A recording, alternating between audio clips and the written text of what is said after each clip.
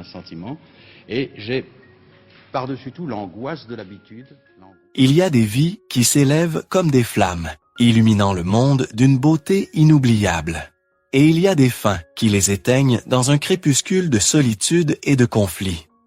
Ce soir, nous évoquons un homme dont le nom résonne encore comme un écho de passion et de mystère, Alain Delon. Symbole éternel de l'élégance française, il fut le visage d'un cinéma qui capturait l'âme humaine dans toute sa complexité. Mais derrière cette aura de séducteur invincible se cachait une trajectoire marquée par l'isolement, les choix personnels profonds et une santé fragilisée. À l'aube de ces dernières années, le destin l'a conduit vers un dénouement tragique, où sa propre famille, unie en apparence lors de ses obsèques, s'est déchirée autour de son héritage.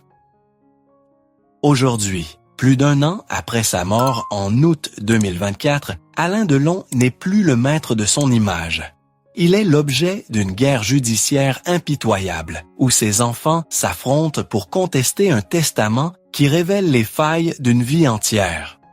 Comment un icône, adulé pour son charisme magnétique, a-t-il pu finir ainsi, piégé dans une solitude qu'il avait lui-même érigée comme rempart? Qui a précipité cette chute finale, transformant son legs en champ de bataille? Et pourquoi, dans ce silence posthume, les voix de ses héritiers s'élèvent-elles pour nommer les injustices qu'ils n'ont jamais pardonnées? Ce soir, nous plongeons dans les ombres d'une existence qui, de l'apogée romantique à la désillusion finale, reflète le prix amer de la gloire. Une gloire qui, au lieu d'unir, a semé les graines d'une discorde éternelle. Alain Delon n'était pas seulement un acteur, il était l'incarnation d'un idéal masculin, un mythe vivant que le monde entier a envié à la France. Mais au-delà de cette façade, sa vie fut un tissu de passions tumultueuses et de choix qui l'ont isolé. Né en 1935 dans une banlieue parisienne, il grandit dans le chaos d'une famille déchirée, placée en pension dès l'enfance. Ce passé, qu'il évoquait rarement, forgea en lui une résilience farouche, mais aussi une méfiance profonde envers les liens humains. À l'âge adulte, il devint le symbole d'une France qui, après les tourments de la guerre, cherchait à se réinventer dans l'élégance et la modernité. L'apogée d'Alain Delon s'étend sur des décennies où il transcende le rôle d'acteur pour devenir une icône culturelle, un ambassadeur de la passion française à travers le monde. Dans les années 1980, alors que le cinéma évolue vers une ère plus introspective, il réinvente son image avec des rôles qui explorent la vulnérabilité humaine. En 1984, Notre histoire de Bertrand Blier, lui vaut le César du meilleur acteur, une récompense qui consacre son talent au-delà de sa beauté légendaire. Dans ce film, il incarne un homme tourmenté par l'amour et le regret, un rôle qui résonne avec son propre parcours sentimental, captivant un public en quête d'authenticité. Cette période marque l'affirmation de Delon comme un pilier du cinéma français des années post-mai 68, une France qui, marquée par les changements sociaux, trouve en lui un symbole de résilience et d'élégance intemporelle. Chaque apparition est un rappel de cette modernité conquérante, où il n'est pas seulement une star, mais l'incarnation d'un idéal masculin ambigu, mêlant force et fragilité. Le public le perçoit comme l'ange déchu, un héros qui porte les rêves d'une nation en reconstruction, comme en témoigne l'accueil triomphal de ses films lors de rétrospectives internationales. Sa renommée s'étend bien au-delà des frontières. En Italie, où il avait déjà brillé avec Visconti dans les années 1960, Delon reste une figure adulée, avec des rôles comme dans Nouvelle Vague de Jean-Luc Godard en 1990, qui lui offre une dimension expérimentale et poétique.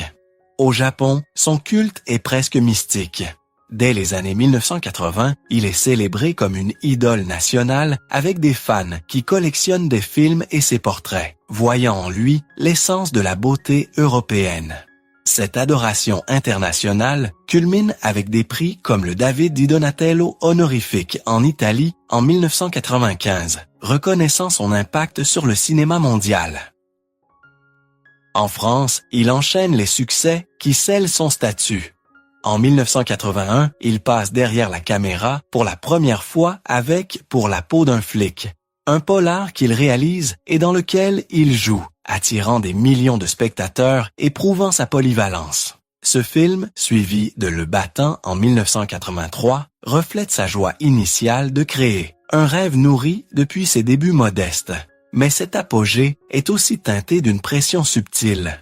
Delon, conscient de son image, sélectionne des rôles qui préservent son aura, comme dans Paroles de flic en 1985, où il incarne un policier déterminé, écho de sa propre discipline de fer. Cette image idéalisée, celle du séducteur éternel, est renforcée par ses relations personnelles, qui alimentent le mythe. Sa longue companionship avec Mireille d'Arc, de 1968 à 1982, est vue comme un conte d'amour passionné, immortalisé dans des photos et des interviews où il exprime une tendresse rare. Le public admire cet enfant prodige du cinéma, un homme qui, malgré les tempêtes intérieures, incarne la perfection. Pourtant, derrière les applaudissements, une lucidité émerge. Dans une interview pour Paris Match en 1985, Delon confie « La gloire est un fardeau que l'on porte avec fierté, mais qui pèse sur l'âme. » Cette joie des débuts se nuance d'une vigilance constante, préfigurant les ombres à venir. Delon n'est pas seulement un acteur, il est le visage d'une France qui rêve grand. Ses tournées internationales, comme en Asie dans les années 1990, où il est reçu comme une légende vivante, soulignent son rayonnement. En 1997, son rôle dans Le jour et la nuit, bien que controversé, montre sa volonté d'expérimenter, même au risque de l'échec. Cette période d'apogée, riche en émotions, révèle un homme qui a conquis le monde par son charisme, mais qui commence à ressentir le poids de l'idéal qu'il incarne. Une ère où chaque succès est un baume pour un pays en quête d'identité, et où Delon, au sommet, savoure une reconnaissance méritée. Tandis que le monde admirait l'icône intemporelle, les coulisses révélaient une réalité plus nuancée, une lutte quotidienne pour préserver son autonomie. Alain Delon, élevé au rang de mythe, sentait le poids de cette gloire qui le transformait en produit. Dès les années 1990, il commence à s'éloigner des plateaux, choisissant des rôles plus rares pour échapper à l'exploitation des producteurs qui voyaient en lui une valeur marchande inépuisable. Par exemple, après le succès de Nouvelle Vague en 1990, il refuse plusieurs projets, expliquant dans une interview pour Le Figaro en 1995 qu'il ne voulait plus être un objet filmé sans âme. Cette décision marque le début d'une perte progressive d'autonomie, où les contrats passés, souvent signés dans l'euphorie des débuts, le lient encore à des obligations financières et artistiques qu'il supporte avec difficulté. Cette tension se manifeste dans ses relations professionnelles. Sa collaboration avec des réalisateurs comme Bertrand Blier, bien que fructueuse, est émaillée de conflits d'ego, où Delon, conscient de son statut, impose ses conditions pour ne pas être réduit à un simple visage. Dans Notre histoire, en 1984, il négocie un contrôle accru sur le scénario, mais cela l'épuise, comme il le confie dans ses mémoires publiés en 2000. Les mots pour le dire, « J'ai dû me battre pour exister au-delà de mon image ». Ce n'est pas de l'arrogance, mais une défense contre une industrie qui privilégie le profit sur l'humain. L'absence de vie normale devient flagrante.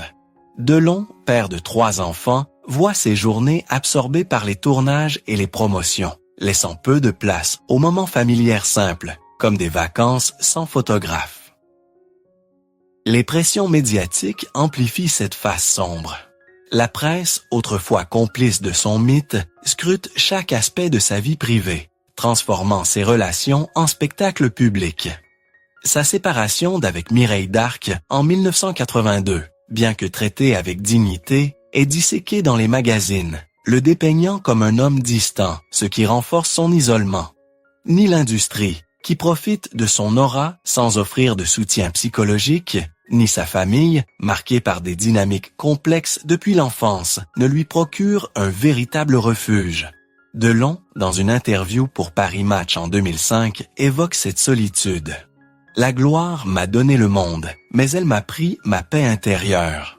Cette méfiance grandissante le pousse à s'entourer d'un cercle restreint, des assistants loyaux qui le protègent, mais l'enferment davantage. Au fil des ans, cette vulnérabilité s'accentue. Dans les années 2000, Delon réduit drastiquement ses apparitions, se retirant dans son domaine de Douchy, un havre de paix qu'il aménage comme une forteresse. Là, il cultive des passions privées, comme sa collection d'art et d'armes anciennes, mais cela masque une réalité plus sombre. L'absence de relations authentiques. Ses enfants, Anthony, Anouchka et Alain Fabien, grandissent dans l'ombre de son image, et les tensions familiales émergent, liées à des attentes non exprimées. Delon, dans un entretien pour France 2 en 2010, admet « J'ai tout donné au cinéma, au détriment de ma vie personnelle ». Cette période révèle le contraste cruel entre l'image publique, celle d'un séducteur invincible, et la réalité d'un homme confronté à la solitude. L'industrie, qui l'avait porté au sommet, le regarde désormais avec une certaine distance. Les rôles se raréfient, et Delon refuse des propositions qui ne respectent pas son intégrité, comme il le raconte dans son autobiographie de 2018, Entre chien et loup. J'ai préféré le silence à la compromission. Ce choix, admirable, accentue pourtant son isolement, le privant d'une vie normale. Ni les médias, qui spéculent sur son déclin, ni les proches, parfois distants, ne comblent ce vide. Delon devient le gardien solitaire de son propre mythe, une armure qui le protège mais l'étouffe, préfigurant les épreuves à venir. L'année est 2019. Alain Delon, alors âgé de 83 ans, est frappé par un accident vasculaire cérébral sévère, un événement qui bouleverse sa trajectoire et révèle la fragilité sous-jacente de sa vie. Hospitalisé en Suisse, il passe plusieurs semaines en soins intensifs, comme rapporté par Le Monde en juillet 2019, marquant le début d'une période de déclin physique et émotionnel. Cet AVC, survenu dans son domaine de Douchy, n'est pas seulement une crise médicale. Il symbolise l'effondrement d'un empire personnel bâti sur la force et l'indépendance. Le public, qui l'avait toujours vu comme un invincible séducteur, assiste médusé à cette vulnérabilité, avec des médias comme Paris Match publiant des images rares de sa convalescence, évoquant une compassion nationale pour ce monstre sacré du cinéma. Les réactions sont immédiates et contrastées. L'industrie, qui l'avait célébré pendant des décennies, reste discrète, offrant peu de soutien public, ce qui accentue son sentiment d'isolement.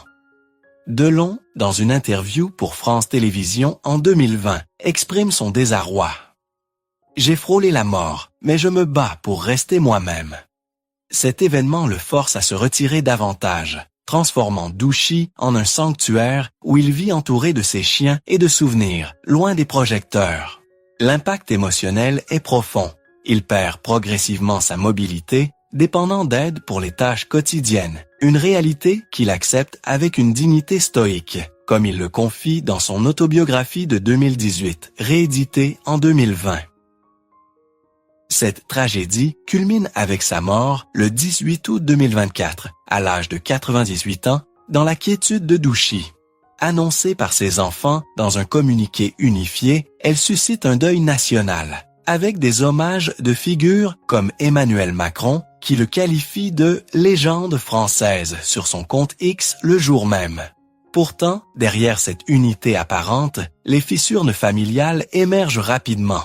Delon, affaibli par des années de maladie, laisse un vide que le deuil ne comble pas, transformant son départ en un spectacle médiatique discret, mais poignant. Les médias évoquent donc son combat contre la solitude, renforçant l'image d'un homme qui, malgré sa gloire, a payé le prix de l'isolement. Delon tente de se réinventer dans ses dernières années, participant à des rétrospectives comme celle du Festival de Cannes en 2019, où il reçoit une palme d'honneur, un moment émouvant capturé par les caméras. Mais la crise personnelle s'aggrave. Il exprime publiquement son souhait d'euthanasie en 2022, dans une interview pour Paris Match, déclarant « Je veux choisir ma fin ». Cette période de déclin, marquée par l'abandon progressif des rôles et des apparitions, illustre la désorientation d'une icône face à la perte de contrôle. Le public réagit avec compassion, des fans déposant des fleurs devant Douchy, mais l'industrie reste en retrait, soulignant l'indifférence face à la fragilité des légendes. Nous sommes en 2025, plus d'un an après la disparition d'Alain Delon. À l'âge de 88 ans lors de son décès en 2024, l'acteur avait rédigé un testament en 2022, un document qui devient le point culminant d'une saga familiale émouvante. Ce moment posthume marque la rupture du silence, non par la voix de Delon lui-même, mais à travers les actions de ses héritiers, qui, par des procédures judiciaires, dénoncent dans les disparités qu'ils perçoivent comme des injustices non pardonnées. Le contexte est une audience publique devant le tribunal de Montargis, comme rapporté par Le Monde en septembre 2025, où Alain-Fabien Delon, le cadet, initie une plainte pour contester la validité du testament, arguant d'une vulnérabilité accrue de son père suite à l'AVC de 2019. Cette rupture n'est pas un cri de vengeance, mais une quête de vérité contenue, axée sur la libération d'émotions longtemps retenues.